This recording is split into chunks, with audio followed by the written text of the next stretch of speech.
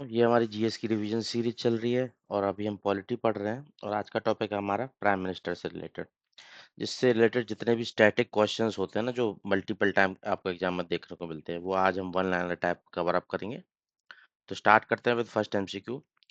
Indian parliamentary system के अंदर D jure, जिसको बोलते हैं nominal other name, and de facto executive heads, union के अंदर किस किस को बोला जाता है। ठीक है, देखो डी नॉमिनल और रियल लिख गया है तो फिर भी आप एक तरीके से आंसर कर पाओगे। नॉमिनल प्रेसिडेंट होता है और रियल एग्जीक्यूटिव हेड होता है प्राइम मिनिस्टर। ठीक है, बट अगर वहीं पे बस मैं डी जूरे और डी फैक्टो लिख दूं ना, तो आधे से ज्यादा बच्चे गड़बड़ा जाएंगे, समझ ही नहीं आएगा जूरे वाला कौन सा है, फैक्टो वाला कौन सा है। तो उसको याद रखना अच्छे से ज्यादा जरूरी है। अच्छे से कंसेप्ट को क्लियर रखना कि डी जूरे हेड एग्जीक्यूटिव होता है प्रेसिडेंट, और डी फैक्टो जो फैक्ट पे असलियत में काम करेगा, जिसको बोलते हैं रियल, वो होता है प्राइम मिनिस्टर। तो B answer will be the correct answer. ठीक है, और ये सब किससे मतलब इंटरप्रिटेशन निकल सकती है, एक आर्टिकल 74 और 75 है ना, वो अपने यहाँ पे ये वहां से इंटरप्रिटेशन निकलती है, क्योंकि जो प्रेसिडेंट होता है ना, he should be acting on the aid and advice of council of minister। मतलब वो खुद से डिसीजन नहीं लेगा, वो सब कुछ काउंसिल मिनिस्टर्स के मतलब एड एंड एडवाइस पे काम करेगा। और काउंसिल ऑफ मिनिस्टर को कौन हेड करता है, प्राइम मिनिस्टर। तो मतलब समझ आया कि डी फैक्टो रियल हेड कौन है, प्राइम मिनिस्टर। और नॉमिनल हेड, और एक तरीके से कॉन्स्टिट्यूशनल हेड भी बोल सकते हैं उसको, डी जूरे बोल सकते हैं, नॉमिनल बोल सकते हैं, कॉन्स्टिट्यूशनल बोल सकते हैं, वो है प्रेसिडेंट अपना। ठीक है, सिंपल एंड क्लियर। कैसे था, ये वाली टर्म और ये वाली टर्म पे काफी कंफ्यूजन होता है। डी फैक्टो से याद रखो फैक्ट पे काम करेगा, असलियत में यही काम करेगा। ठीक है, और वो डी जोरे है। Prime minister of India should be a member.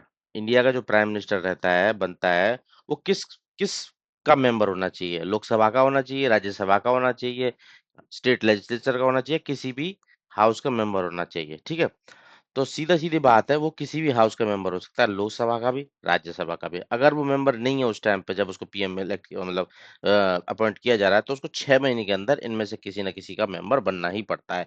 ऐसा मेंशन है हमारे आर्टिकल 75 के अंदर। ठीक है, prime minister must be a member of either house of parliament, simple as can be understand. ठीक है, 75 के अकॉर्डिंग प्राइम मिनिस्टर किसी न किसी का मेंबर होना ही चाहिए। अगर वो मेंबर नहीं है तो उसको 6 महीने के अंदर मेंबर बनना पड़ेगा, अदरवाइज वो उसको ऑफिस छोड़ना पड़ेगा प्राइम मिनिस्टर का। ठीक है, मिनिमम एज कितनी रिक्वायरमेंट होती है पीएम बनने के लिए। ठीक है, अभी हमने बात किया पीएम लोकसभा से भी हो सकता है, राज्यसभा से भी हो सकता है, और अगर वो नहीं है तो बाद में उसकी मेंबरशिप उनको लेनी पड़ती है। मतलब अल्टीमेटली वो लोकसभा राज्यसभा से होना चाहिए। तो लोकसभा में एज कितनी होती है लोकसभा का मेंबर बनने के लिए, 25 साल की। और राज्यसभा का मेंबर बनने के लिए कितनी एज होती है, 30 साल की। ठीक है, तो क्वेश्चन क्या पूछा, मिनिमम एज कितनी रिक्वायर होती है। तो मतलब मिनिमम 25 पे आप बन सकते हो, आपको लोकसभा में इलेक्ट होना है और बन जाओगे। ठीक है, तो मिनिमम पूछा है इसलिए 25, बट वो 25 और 30 कोई सा भी हो सकता है। ठीक है, इस क्वेश्चन का पर्पज क्या था, मिनिमम वाला, तो 25 इसका आंसर होगा।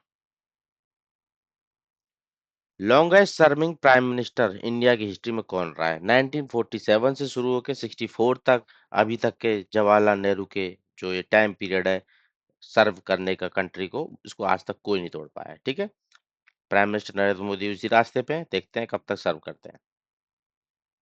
ठीक है,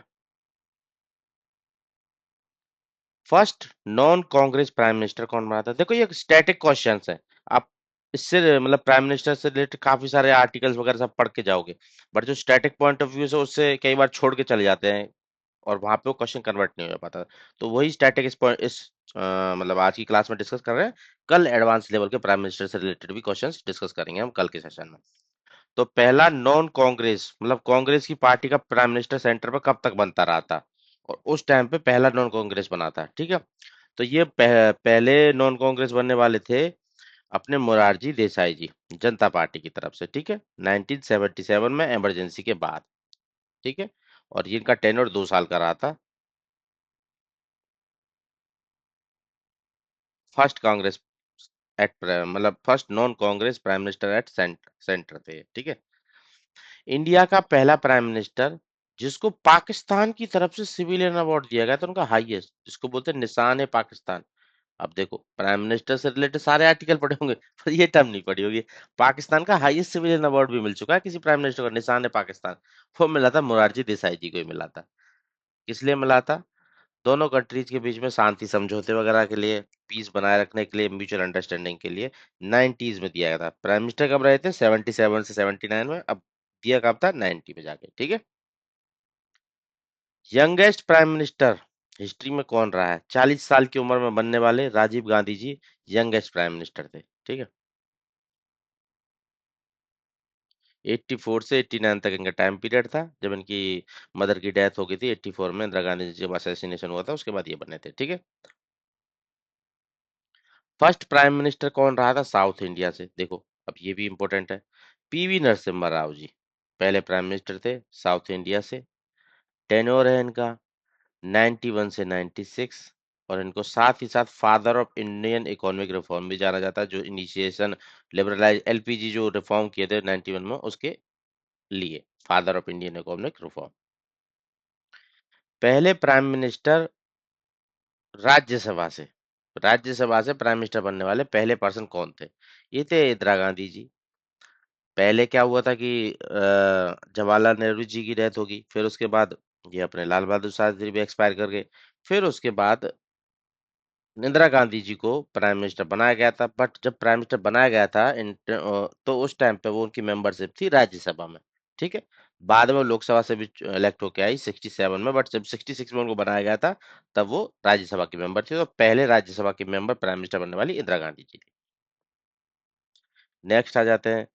कौन सा article, which article of Indian constitution provide for parliamentary system of government? Parliamentary system of government क्या होती है? पार्लियामेंट्री सिस्टम ऑफ गवर्नमेंट होती है जिसमें मतलब एग्जीक्यूटिव, जो रियल एग्जीक्यूटिव हेड है, से डिफैक्टो हेड बोलते हैं, प्राइम मिनिस्टर और काउंसिल ऑफ मिनिस्टर, वो रेस्पॉन्सिबल रहते हैं अपने सारे काम के लिए to the parliament, ultimately to the Lok Sabha, ठीक है। तो कैबिनेट फॉर्म ऑफ गवर्नमेंट भी बोलते हैं इसको, पार्लियामेंट्री सिस्टम ऑफ गवर्नमेंट को। तो ये किस आर्टिकल में झलकता है? ये झलकता है 74 आर्टिकल के अंदर, ठीक है। There shall be a council of minister with prime minister at the head to aid and advise the president, जो एक्सरसाइज करेगा अपनी function in according with the advice tendered by the PM and council, ठीक है। Indian parliamentary system is largely based on which countries Westminster model of governance? जो India का जो parliamentary system लिया हुआ है इंडिया ने, बोरो किया हुआ है, वो किस कंट्री के वेस्टमिंस्टर मॉडल ऑफ गवर्नेंस से लिया हुआ है? ये यूके से लिया हुआ है। अब वेस्टमिंस्टर इसको क्यों बोलते हैं वेस्टमिंस्टर? क्योंकि वेस्टमिंस्टर में लंदन के अंदर उनकी पार्लियामेंट स्थित है, इसलिए बोला जाता है, ठीक है। फीचर क्या है parliamentary form of government? Executive is responsible to the legislature, ठीक है। नो, और अदर फीचर्स है, नॉमिनल हेड होगा, रियल हेड होगा। वहां पे नॉमिनल हेड में मोनार्क आ जाता है, यहाँ पे प्रेसिडेंट है, रिपब्लिक वाला कंसेप्ट। कलेक्टिव रेस्पॉन्सिबिलिटी वाला रहेगा। और साथ साथ rule of law, by cameral fusion of power executive और लेजिस्लेचर के बीच में, ठीक है। Who elect prime minister of India? Election कौन, मतलब प्राइम मिनिस्टर चूज कौन करता है? देखो, सब सब जगह से एमपीज इलेक्ट हो जाते हैं, ठीक है। एमपीज इलेक्ट हो गए, पब्लिक ने इलेक्ट कर दिया एमपी, ये एमपी बन के आ गए, एमपी गैदर हो गए लोकसभा के अंदर। अब उन एमपीज में से प्राइम मिनिस्टर कौन बनने वाला है? कौन डिसाइड करेगा? कौन डिसाइड करेगा? जिस भी पार्टी की मेजोरिटी आएगी, लीडर ऑफ मेजोरिटी पार्टी, या फिर कोएलिशन बन चुकी होगी जो, उसका जो लीडर होगा, वो आपस में सारे मेंबर चूज करेंगे उस लीडर को, और वो जाके एज एन प्रेसिडेंट उनको अपॉइंट कर देंगे। तो इलेक्ट कौन करता है? Leader of opposition party, coalition and Lok Sabha, इनके द्वारा इलेक्ट किया जाता है, मेजोरिटी पार्टी के द्वारा या फिर कोएलिशन वाली पार्टी के द्वारा उसको चूज किया जाता है, इलेक्ट किया जाता है, ठीक है। अब उससे रिलेटेड एक और क्वेश्चन अगला आ जाएगा। अपॉइंट कौन करता है? अपॉइंट कौन करेगा? प्रेसिडेंट करेगा, 75 के अंदर ये आर्टिकल, ठीक है। 91st अमेंडमेंट हुआ था कॉन्स्टिट्यूशन के अंदर 2003 में। तो जो काउंसिल ऑफ मिनिस्टर की स्ट्रेंथ थी ना, प्राइम मिनिस्टर को मिला के, उसको इस पे एक लिमिट लगा दी थी, क्योंकि पहले क्या होता, बहुत ज्यादा मिनिस्टर्स बन जाते थे। तो उससे क्या हो जाता है, एफिकेसी वगैरह नहीं आ पाती थी, एफिशिएंसी नहीं आ पाती थी। और सबको खुश करने के लिए मल्टीपल डिपार्टमेंट, मतलब मिनिस्ट्रीज वगैरह बांटते रहते थे। तो उसको रोकने के लिए जो काउंसिल ऑफ मिनिस्टर की स्ट्रेंथ थी उसको 91st कॉन्स्टिट्यूशन अमेंडमेंट 2003 के थ्रू रिस्ट्रिक्ट कर दिया गया, मतलब इससे ज्यादा नहीं होनी चाहिए। तो वो बनाया गया 15% ऑफ लोकसभा की स्ट्रेंथ से ज्यादा नहीं होनी चाहिए इसकी स्ट्रेंथ। ठीक है, लोकसभा की स्ट्रेंथ के 15% से ज्यादा स्ट्रेंथ नहीं होनी चाहिए काउंसिल ऑफ मिनिस्टर की, ऐसा किया गया था 91st कॉन्स्टिट्यूशन अमेंडमेंट 2003 के थ्रू। ठीक है, नेक्स्ट आ जाते हैं काउंसिल ऑफ मिनिस्टर से रिलेटेड एक और question. Council of minister including prime minister is appointed under which, appointment किस आर्टिकल के अंदर होती है? आर्टिकल 75। ठीक है, सिंपल बात है, तो अपॉइंटमेंट आर्टिकल 75 के अकॉर्डिंग होती है। पीएम को अपॉइंट करते हैं प्रेसिडेंट, फिर पीएम बताते हैं इनको मिनिस्टर बनाओ, उनको मिनिस्टर बना देते हैं। Oath of office and secrecy for prime minister and other minister of union, जो ये ओथ लेते हैं ये कहाँ पे मेंशन्ड है? ओथ थर्ड शेड्यूल में मेंशन्ड है इनकी। ठीक है, थर्ड शेड्यूल में कबूल है, कबूल है, कबूल है, तीन से याद रख लो, थर्ड शेड्यूल। और ओथ दो पार्ट में डिवाइडेड है, ओथ ऑफ ऑफिस और ओथ ऑफ सीक्रेसी। ऑफिस मतलब जो ड्यूटी को फेथफुली डिस्चार्ज करेंगे, और सीक्रेसी कुछ भी जो ऑफिशियल होगा उसको रिवील नहीं करेंगे। ठीक है, oath of office, oath of secrecy. कौन सी ओथ लेते हैं? Oath of office, oath of secrecy, सारे मिनिस्टर और प्राइम मिनिस्टर साथ में मिलके। ठीक है, टेन्योर कितना होता है प्राइम मिनिस्टर का इंडिया का? कॉन्स्टिट्यूशन में कितना मेंशन है? कॉन्स्टिट्यूशन में कुछ भी मेंशन नहीं है, फिक्स नहीं है, क्योंकि on the pleasure of president जैसा कि मेंशन है। और अल्टीमेटली प्रेजर भी नहीं कि जब तक वो मेजोरिटी होगी तब तक वो प्राइम मिनिस्टर रह सकते हैं, मेजोरिटी गई तो उनको रिजाइन करना ही पड़ेगा। ठीक है, सीधी सीधी बात है। तो कॉन्स्टिट्यूशन में कोई टेन्योर फिक्स नहीं है, जैसे प्रेसिडेंट वाइस प्रेसिडेंट वगैरह का होता है, इनका कोई टेन्योर फिक्स नहीं है कॉन्स्टिट्यूशन के अंदर। सिंपल क्वेश्चन है, 5 साल आप आंसर लगाते, बट बता देता हूँ कि इनका टेन्योर फिक्स नहीं है, वो प्रेसिडेंट और वाइस प्रेसिडेंट वगैरह का है। ठीक है, सैलरी अलाउंस वगैरह कौन डिसाइड करता है प्राइम मिनिस्टर के? प्राइम मिनिस्टर क्या है, अल्टीमेटली तो मेंबर ही ना, या तो लोकसभा का है राज्यसभा का। तो सैलरी वगैरह कौन डिसाइड करता है इन सब मेंबर की? Parliament of India. तो पार्लियामेंट ऑफ इंडिया डिसाइड करेगी यहाँ पे सैलरी अलाउंस 75 आर्टिकल के अकॉर्डिंग। ठीक है, जो पोर्टफोलियोज को रीसफल करने की पावर किसके पास होती है यूनियन मिनिस्टर के अंदर? अब पोर्टफोलियो प्राइम मिनिस्टर के पास होती है, प्राइम मिनिस्टर बताएगा प्रेसिडेंट को कि इस इनको इस पोर्टफोलियो से हटा दो, इसको ये पोर्टफोलियो दे दो, मिनिस्टर से हटा दो इनको, वो सब प्राइम मिनिस्टर डिसाइड करता है।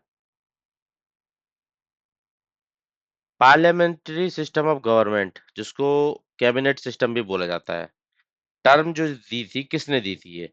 इसको एवर्जीनिंग ने इस टर्म को दिया था। पार्लियामेंट्री सिस्टम को कैबिनेट सिस्टम भी बोला जाता है। ठीक है, एवर्जीनिंग ने द्वारा दिया हुआ था, ये एक्सपर्ट थे कॉन्स्टिट्यूशनल ब्रिटिश के, ब्रिटेन के। तो ये थे कुछ स्टैटिक क्वेश्चंस, आज हमने स्टैटिक कवर किए हैं, कल हम कुछ एडवांस अच्छे जो एग्जाम में आ सकते हैं वो भी कवर करेंगे। मिलते हैं कल शाम को 7 बजे।